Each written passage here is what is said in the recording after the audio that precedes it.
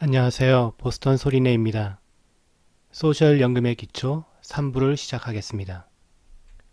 이번 3부에서는 소셜 연금을 받기 시작하는 나이에 따라 연금액이 어떻게 변하는지와 소셜 연금을 받으며 계속 일을 하는 것이 연금 수령액에 어떤 영향을 주는지 말씀드리도록 하겠습니다. 이전 2부에서 말씀드린 것처럼 우리가 실제로 받는 연금액은 먼저 기준 연금액을 구한 후 연금을 받기 시작하는 나이에 따라 증감률을 곱해서 계산합니다. Primary Insurance Amount, PIA는 이 기준 금액을 말하고 Full Retirement Age, FRA는 PIA 기준 연금액을 100% 받게 되는 기준 나이입니다. FRA, 은퇴 기준 나이는 예전에는 65세였다가 66세가 되었고 점차 늦춰져서 1960년 이후 출생자는 67세가 됩니다. 여기에서는 67세를 기준으로 설명하고 있습니다. 한국국민연금의 기준 연령은 예전에 60세였다가 점점 늦춰져서 1960년생은 62세이고 1969년 이후 출생자는 65세가 됩니다. 그리고 이 나이에 5년 전부터 조기 노령연금을 받을 수 있어서 예전에는 55세부터 연금을 받을 수 있었고 앞으로는 60세부터가 연금을 받을 수 있게 됩니다. 그러니까 한국국민연금의 기준 나이는 미국 소셜연금보다 몇 년 빠릅니다. 소셜연금을 받을 자격이 되는 사람은 의료보험인 메디케어 혜택도 받을 수 있는데요. 이 시작 나이는 65세이고 앞으로 60세로 낮추자는 움직임이 있다고 합니다. 소셜 은퇴연금은 가장 빨리는 62세부터 가장 늦게는 70세부터 받기 시작할 수 있습니다. 가장 빠른 나이인 62세를 기준으로 해서 그 이후부터 연금 수령액이 늘어난다고 하는 것이 더 이해하기 쉬울 것 같은데 규정이 그렇게 되어 있지는 않습니다. FRA, 은퇴 기준 나이보다 빨리 연금을 받기 시작하면 첫 3년 동안에는 한 달에 9분의 5%, 그러니까 1년에 6.667% 감소하고 그 이전에는 1년에 5% 감소합니다. FRA, 은퇴 기준 나이보다 늦게 연금을 받기 시작하면 1년에 8% 증가합니다. 이것은 FRA, 은퇴 기준 나이가 66세인 경우인데요. PIA 기준 연금액이 $1,000라면 3년 빨리 63세부터 받기 시작하면 연금액이 PIA보다 20% 감소한 $800가 되고 62세부터 받기 시작하면 4년을 일찍 받는 것으로 PIA보다 25% 감소한 $750를 받게 됩니다. 4년을 미뤄서 70세부터 연금을 받기 시작하면 48이 32, 32%가 늘어난 $1,320를 받게 됩니다. 한 가지 유의할 것은 우리가 1년에 8% 증가한다고 하면 보통 매년 그 해의 값에 8%가 증가하는 것을 뜻하는데 여기에서는 PIA 기준 연금액의 8%가 증가한다는 것을 뜻합니다. 이 예에서 1년을 늦출 때마다 PIA $1,000의 8%인 $80씩 매년 똑같은 금액이 증가합니다. 출생 연도에 따라 FRA 은퇴 기준 나이가 66세에서 67세로 바뀌고 있는데 가장 일찍 신청할 수 있는 62세와 가장 늦게 신청하는 70세는 출생 연도와 상관없이 모두에게 같습니다. 단 똑같이 62세에 신청하더라도 은퇴 기준 나이가 66세라면 4년 일찍 신청하는 것이므로 25%가 감소되고 은퇴 기준 나이가 67세라면 5년 일찍 신청하는 것이므로 30%가 감소됩니다. 그리고 70세 이후에 신청하면 더 이상 월 연금액이 늘어나지 않으므로 본인에게 손해가 됩니다. 이번에는 은퇴 기준 나이가 67세인 경우인데요.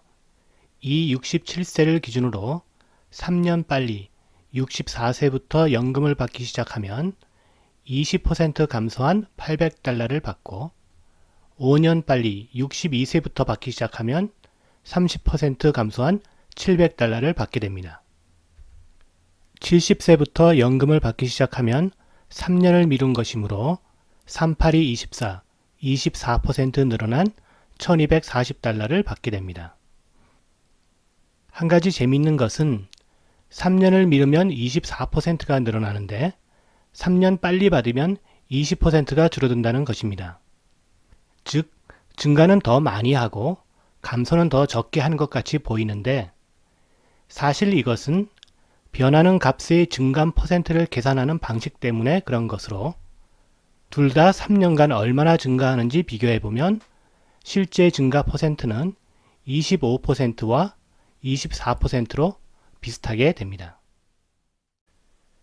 한 가지 유의할 것은 이 비교에서 각각의 경우에 일을 더 오래 하거나 짧게 하지 않아서 다른 나이에 연금을 받기 시작할 때까지 근로소득이 바뀌지 않는 경우를 가정했다는 것입니다. 그래서 이것은 AIM이 평균 소득이 바뀌지 않고 PIA 기준연금액도 바뀌지 않을 때 오직 연금을 받기 시작하는 나이에 따라 월 연금액이 어떻게 변하는지 설명한 것입니다. 만약 67세까지 일을 했을 때 그때까지의 근로기록에 의한 PIA 연금액이 $1000라면 62세까지 일을 한 후 은퇴하여 62세부터 연금을 받기 시작하면 5년 더 짧게 일을 해서 평균 소득이 줄어들 것이므로 월 연금액이 여기에 보인 것보다 더 적어질 것입니다. 마찬가지로 70세까지 일을 하고 70세부터 연금을 받기 시작하면 더 오래 일을 한 것이므로 월 연금액이 이것보다 더 많이 증가할 것입니다. 이 그래프에서는 연금 시작 나이에 따른 누적 연금 수령액을 비교해 보기 위해서 FRA 은퇴 기준 나이가 67세인 경우에 62세, 67세, 70세부터 연금을 받기 시작하는 세 가지 경우를 그렸습니다. PIA 기준 연금액이 $1000일 때, 이 예에서 파란 선처럼 62세부터 받기 시작하면 매월 $700를 평생 받게 됩니다. 녹색 선은 67세에 연금을 받기 시작하는 경우이고 빨간 선은 70세 시작의 경우입니다. 실제로는 물가 상승을 고려해서 매년 연금 수령액이 약간씩 증가하지만 여기에서는 물가 상승이 없다고 가정하고 계속 똑같은 금액을 받는 그래프를 그려서 현재 가치의 금액을 비교하였습니다. 물가 상승에 의한 연금 수령액 조정은 이 세 가지 경우에 모두 똑같이 적용되므로 비교를 간단히 하기 위해서 무시해도 괜찮을 것입니다.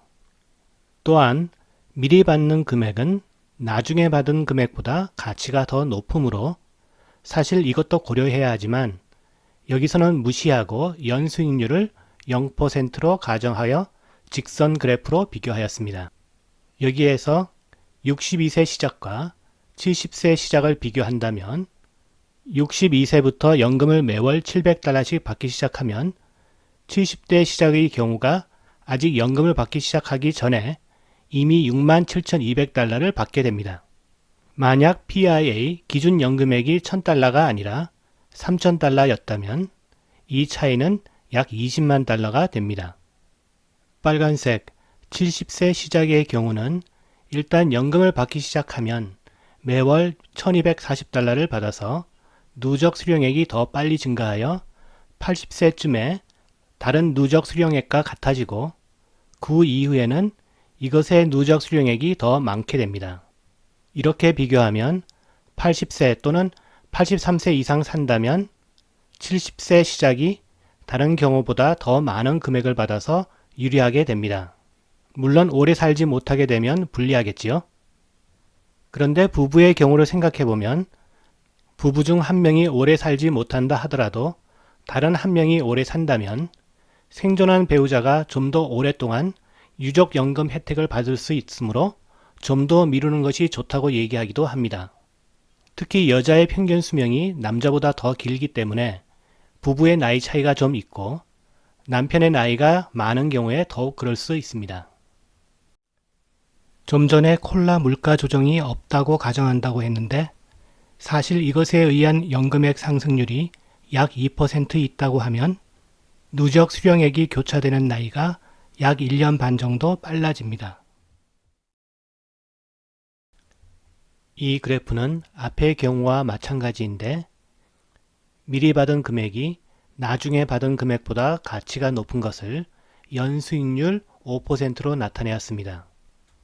이 경우에 90세에서 교차하게 되는데 일찍 받기 시작한 금액과 늦게 받기 시작한 금액이 이 정도 구간에서 비슷하게 됩니다.